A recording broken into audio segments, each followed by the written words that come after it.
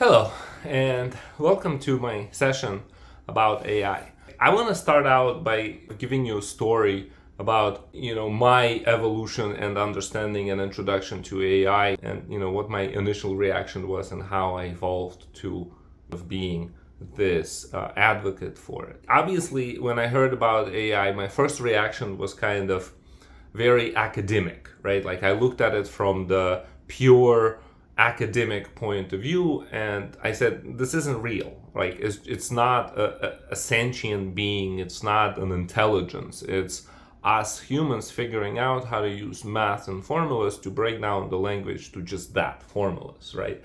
And building out like a synthetic, I didn't even think of it as a brain back then. I was literally just thinking, this is technology. Like this is a brute force approach. And I kind of even felt bad a little bit because I thought this was going to take away from quantum computing, because in my mind that was sort of the future, right? And perhaps it still is. There's, I have thoughts and ideas about that as well. But like the point is that I thought that us approaching AI was kind of taking away from quantum computing research and advancement.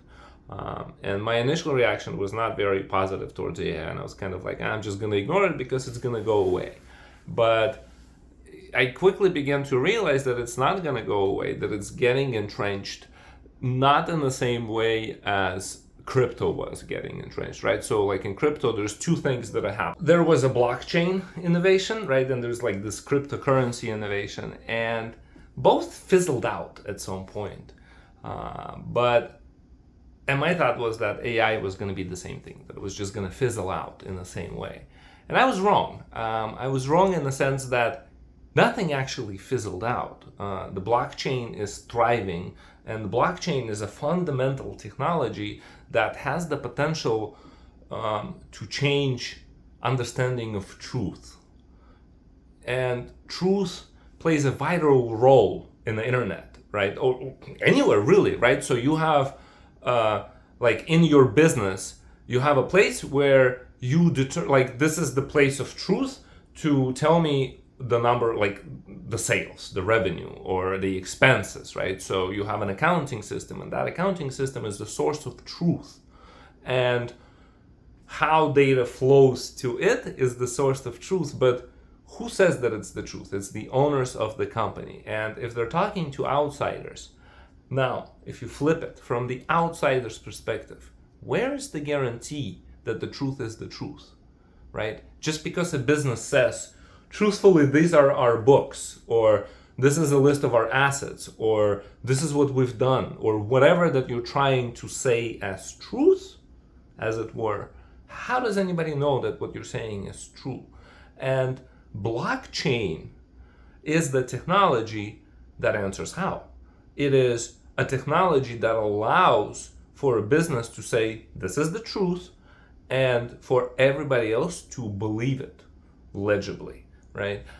The way that it works is that so you have a distributed, like a layer of information. So for example, let's go back to that example of bookkeeping for a business. Now a business keeps information about bookkeeping in many different places that are controlled by many different computers, and there could be different people behind these computers, there could be different entities, or it could just be the servers that are set up. But in any sense, when we say, is a balance of $500 true, all the places or all the servers that are connected to it echo back that yes, it is what we're showing as well, right? And so different places constantly keeping track of what's happening, or different entities just in this public way and then everything is traceable back to its origin, right? So it's funny how everybody talks about how Bitcoin or any crypto is anonymous. The people behind it may be so, but not so much, because you can always like trace it back to a digital wallet. And more importantly, the currency itself is entirely not private or anonymous, because from the birth of a coin, the crypto, whatever, every transaction that it participated in is logged and, more importantly, echoed on the blockchain in a way that everybody agrees that this is its history, and every coin, in that network will basically be described that way from its origin to every transaction that it participated in. And now you have the truth in transactions. And in that sense, blockchain is a very thriving technology. Crypto is its own thing, and it's evolving into something that is definitely going to change the world. But AI is faster. It is crazy faster. Like, if we're talking about like adoption of internet, and we've all seen the charts, right? Like, I've basically been involved with internet since early 90s. I'm lying, since mid 90s, right? Like 95, 94. America Online 1.5. That's where I started. And I felt kind of late because there's 1.0. So I had to learn about it first, and then I had to get involved because it was already too late. That's neither here or there. But like, the point is that internet grew at a pace that seemed to us really fast. And if you look at the graph, it's kind of going to look like this, right? So from one corner to another corner, and it looks drastically like this. And if you compare it to anything technology before it, it just, blows it out of the water. TV, radio, cars, whatever, microwaves. Everything seems so insignificant in its growth compared to what the internet did. Now, AI doesn't look like this. It looks like this, just like maybe 5 degrees to the left a little bit, but it literally looks like a vertical line. And that line represents adoption of AI technology by the masses. And this product has this natural adoption curve, right? Like, so people had to learn how to use microwave. People had to learn how to not be afraid of it. Same thing with cars versus horses. Same thing with internet, right? Like, internet was pretty fast because the young generation was not afraid of it, didn't need to be convinced. So it went fast. Now, with AI taking off this way, in just this radical adoption rates that I'm noticing everywhere, made me change my mind and look at it from a different angle. Now I view AI as kind of not so much as an academic thing, but as a practical thing, right? I see humans figured out how to make a brain. All right, so when I find an employee, right? So this is kind of how I started thinking about AI. Like, when I find an employee, right, I always hire people, so I evaluate people and I try to figure out, because here's this person that talks to you, that shows you some emotions, that shows you some expressions, but you have no idea what's inside their head, how they're making their decisions, why they're making their decisions, and what motivates this person that stands in front of you. And only by interfacing with this person, you can try to draw your own conclusions. But again, they're just your own conclusions. What I'm trying to say is that we're not trying to get inside somebody's head to be their friend, to be, to allow them to be our friend, to hire somebody, to partner with somebody.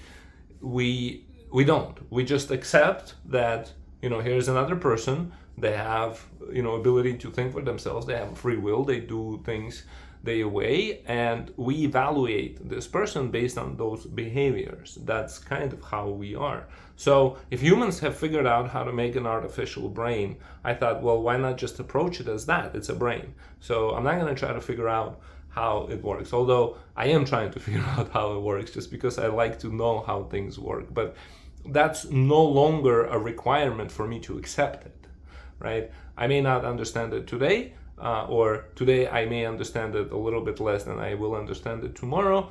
Nonetheless, I have accepted it as a technology that is here to stay and is ultimately to change the world as we know it. And from that perspective, I wanted to be a part of it, right? I'm a software guy. I am an innovator at heart, and I view the world through the lens of how could it be improved, or how could it be changed, how could it be made better, faster, convenient, really just searching for value. And from that perspective, it's easy for me to imagine the future from any evolution of any product set perspective, right? And I started trying to imagine what AI could be like a product wise. And it's sort of led me to this idea. And again, I can't claim this to be my idea. I received a call from one of the agents, and he said that, he is out there working with some companies that have built something that could help him do his job, right? Like an agent that could automate some of the tasks that the sales agents need to do and help sort of improve, their work. Like, they were looking at it as a sales agent that could help me sell. And I don't even know what it is that made me sort of look at it from a different perspective. But again, I don't look at sales agents that way. I kind of look at merchants that way. Like I always look at how can I improve, like how can I make something for a merchant, right? Like what are the problems that merchants have that I can solve? That's my default go-to. And when I heard that request on the phone, I immediately thought, well, shit, I want to build an order taker. That was just instant. And an order taker is, like anybody who answers the phone and takes an order at the restaurant, at the grocery store, at the electronics store, anywhere, right? Like at any store, a customer calls and says, I'd like to place an order for a pickup. I want to get this, that, and the other, and I'm going to come in and get it.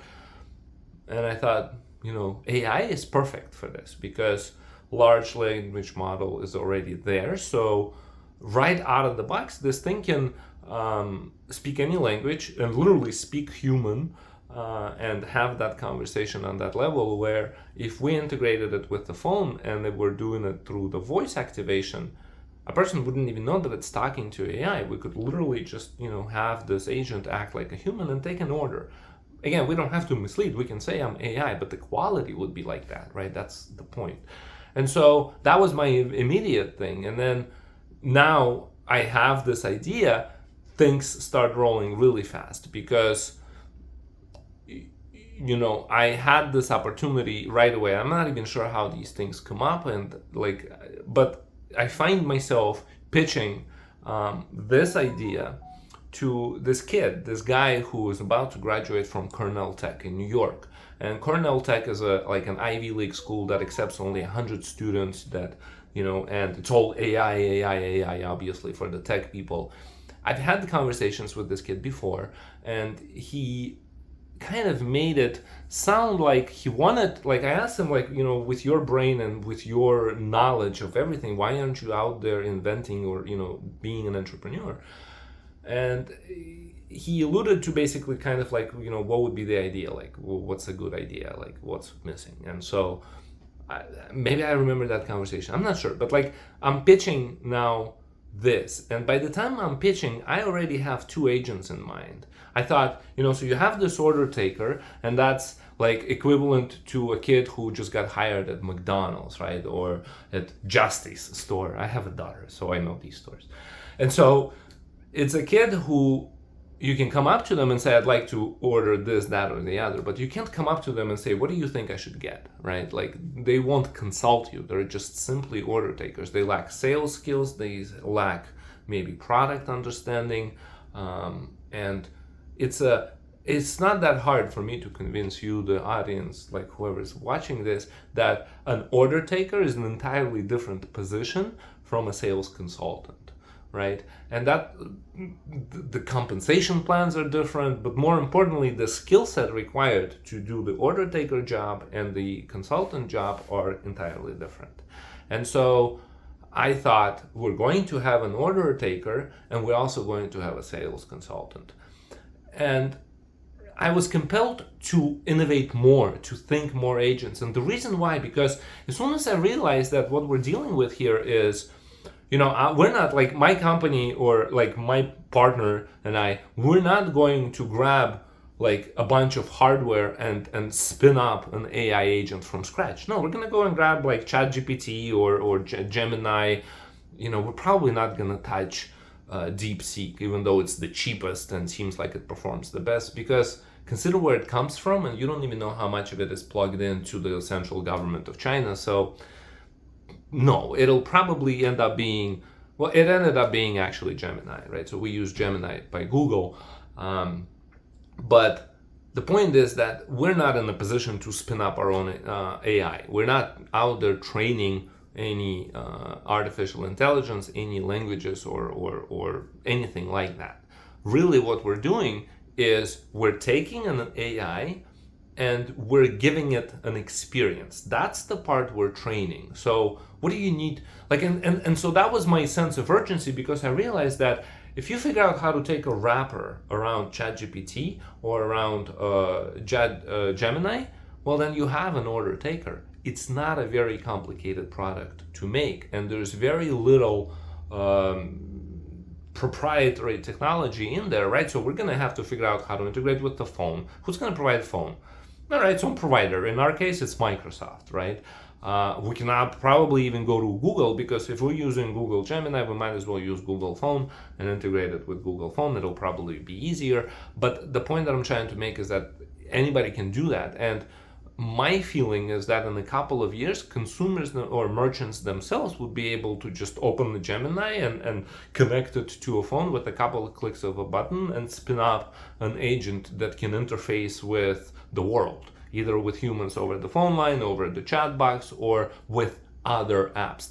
That's the future, guaranteed. And so everything gets simplified, and all of a sudden our order taker is something that a merchant can just do inside their ChatGPT account without my involvement. So I continue to feel that these products that we're spinning up, or anybody, that you're going to see a ton of agents out there. It's going to be an AI agent that does this, an AI agent that does that. And after some time, there's going to be a lot of harmonization, because these technologies that we're deploying to do simple agents, they're easily repeatable. There's very little barrier to entry. So what's the answer to that? Well, you want to basically generate agents that are more complex, more experienced. That's my direction. And what you're going to find is that as AI agents are being introduced, the point of difference is going to end up being this.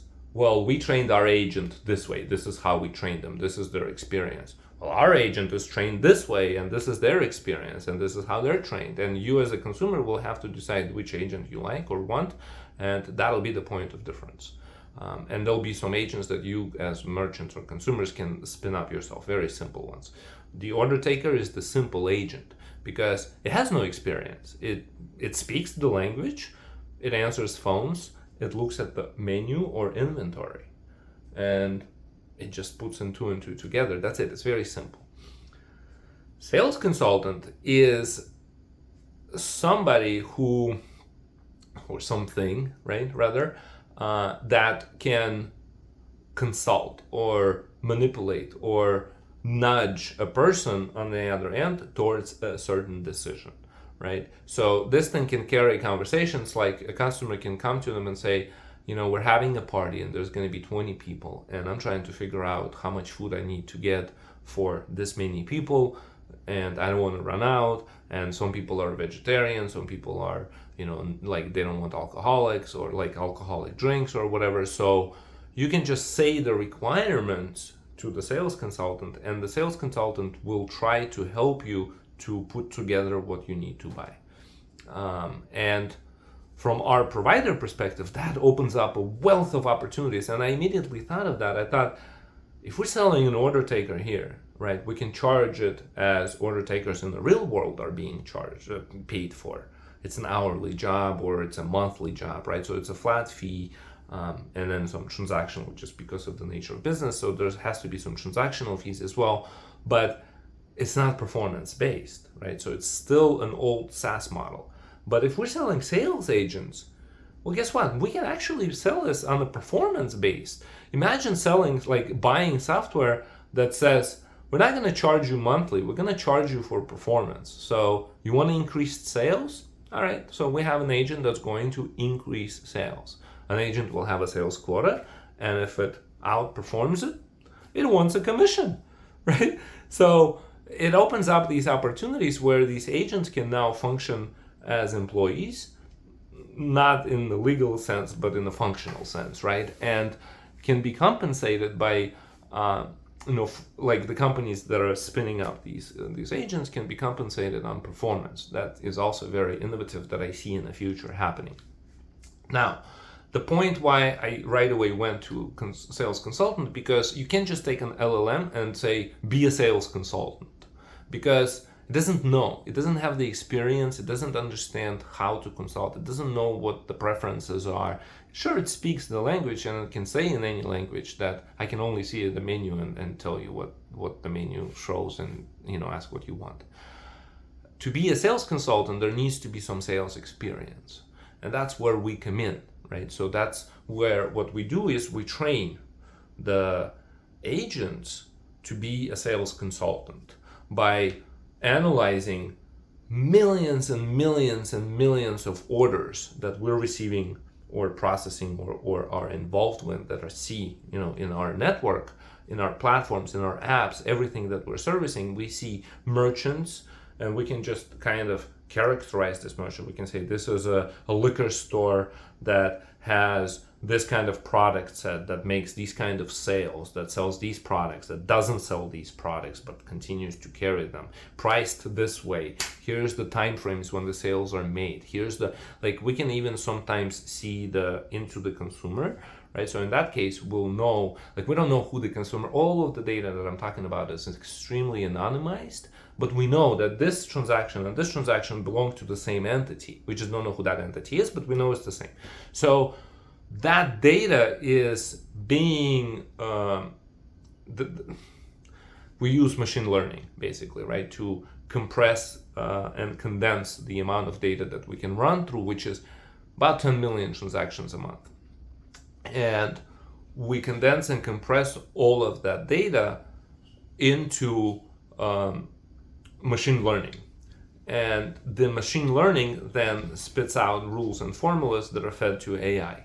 And that is how our AI agent knows how to be a sales consultant.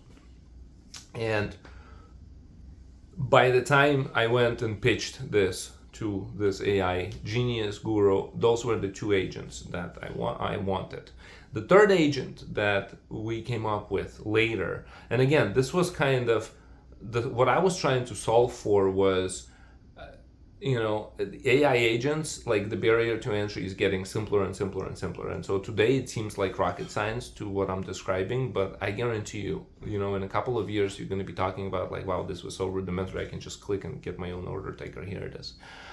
Guaranteed, that's kind of what is going to happen. These AI agents with whom you just right now interfacing in this chat box, and it's kind of like a groundhog day, right? Because as soon as you close this chat and open it again, it doesn't know anything that you talked about. And that's by design. It's not because it doesn't learn, it's because the owners of it saying, we don't want that, there cannot be that much data going into it because there's just no physical resources to handle it, processing power, electricity, all of that. So a ChatGPT doesn't learn from you in a way that you think that it does, right? So everybody has this idea that when you're talking to ChatGPT, everything you say then goes back for its training. Not nearly all of it, because that's way too much data. That's that's why it's a Groundhog Day scenario. But all of that is going to get solved for, and agents that are AI agents will be able to talk to other AI agents, or interface with the crypto wallet, and that leads us to checkout-less experience, right? So the future of checkout is no checkout, really. There's no checkout. You don't need to have this event where a checkout happens, because, well, first of all, if it's AI buying from AI, it's one's connected to the bank, the other one's connected to the wallet. It's done, right? If a store knows who came in and walked out, checkout can be sidelined, right?